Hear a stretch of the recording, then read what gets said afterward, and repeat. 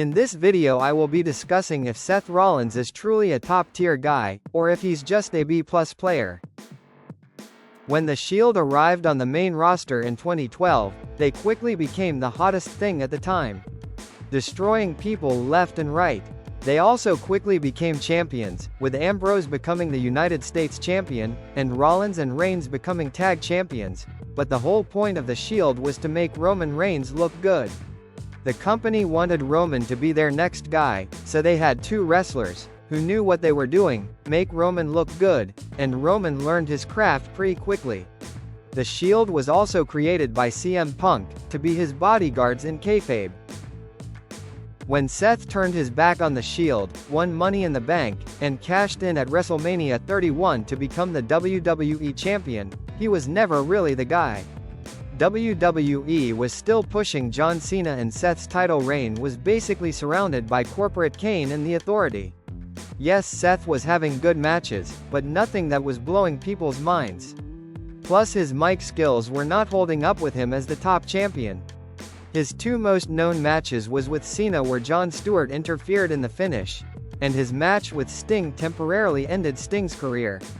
Unfortunately, Seth would tear multiple ligaments in his knee, vacate the title, and would be out for 9 months.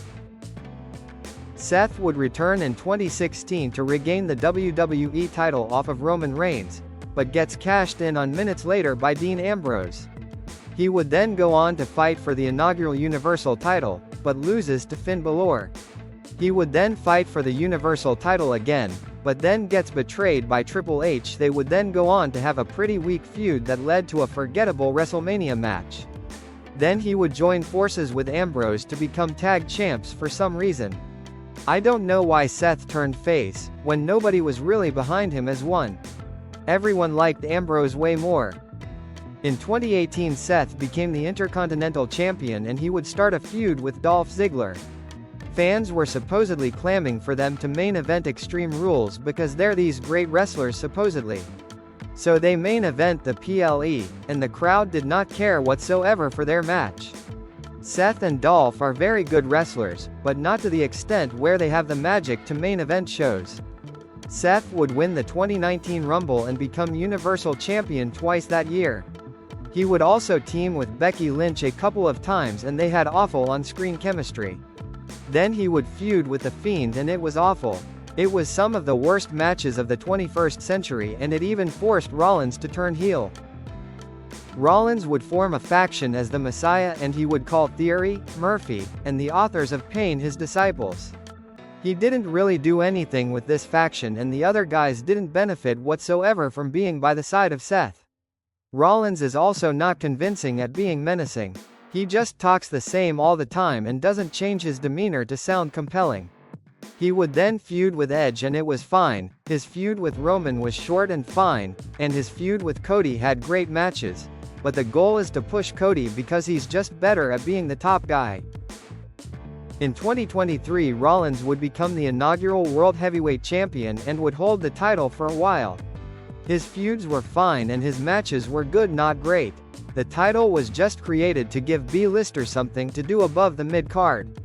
It's not the top title, and it never will be.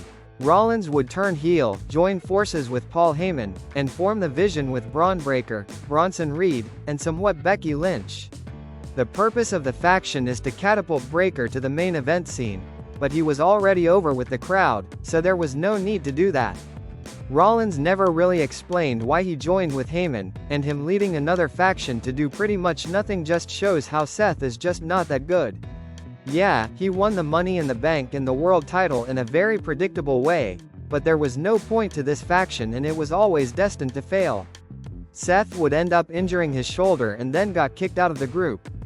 Becky would end up telling Heyman that Seth knew he was gonna turn, so the whole why form a faction with someone you don't trust? Just a waste of time.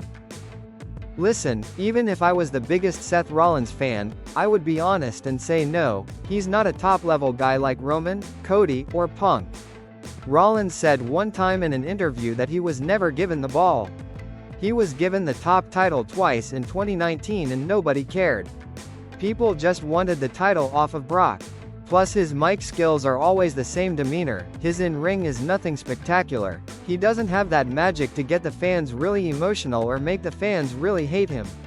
He's only over now because of his theme song. Not everyone is meant to be the guy or is good enough to be the guy.